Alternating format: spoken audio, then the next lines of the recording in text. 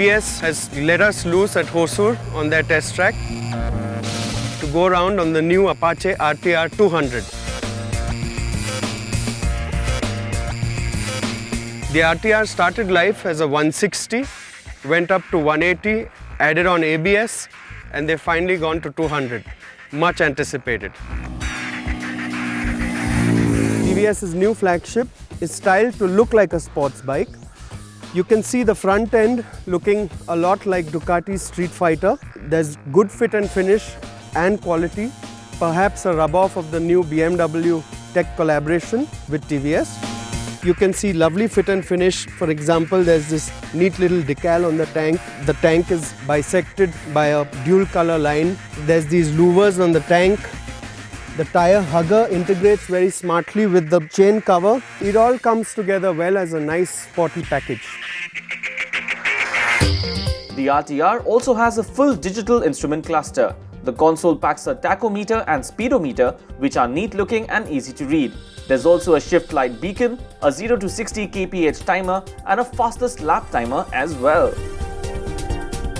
The Apache RTR 200 comes with a 197.8cc 4-stroke engine, oil and air cooled, and TVS has gone to town with specifications. You've got the option of a carbureted or fuel injection motor. There's a dinky little oil cooler just ahead of the engine.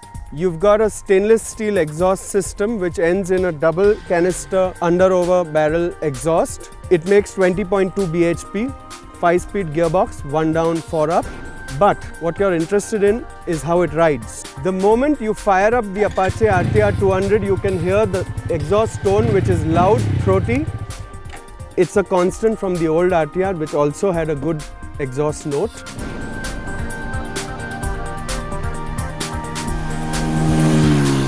It's built for more usability than just high-end revving. So it's usable in city. On the road, there is a lot of torque, low to mid-range. You don't need to keep revving the engine. It's not like a racy bike where you want to rev it high. It will rev easily enough to 10,000 RPM, but you're better off shifting below 9,000 or thereabouts. And there is ample power.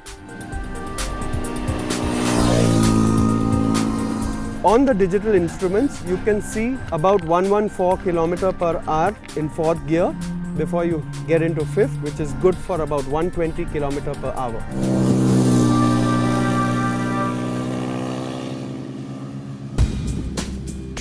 We had one minor niggle with the RTR, which TVS assured would be fixed immediately.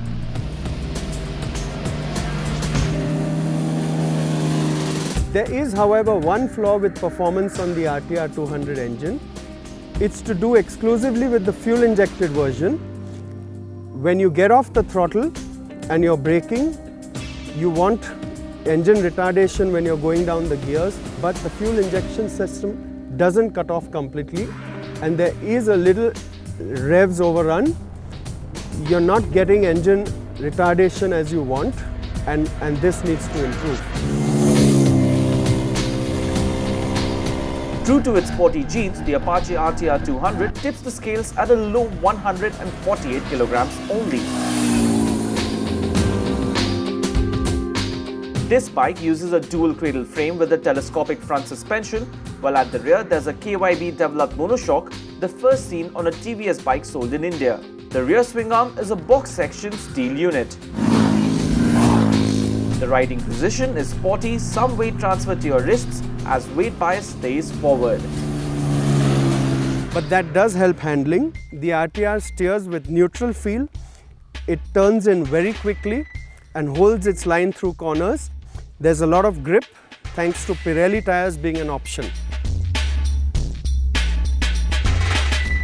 ABS, however, will be offered as an option in the future, bumping the price up to about 1.15 lakh rupees ex-showroom Delhi. So how does the TVS Apache RTR 200 stack up versus rivals, especially the Bajaj Pulsar 200 family? That's a close call that's going to come down to the wire. We'll have to test both bikes back to back to give you a definitive answer.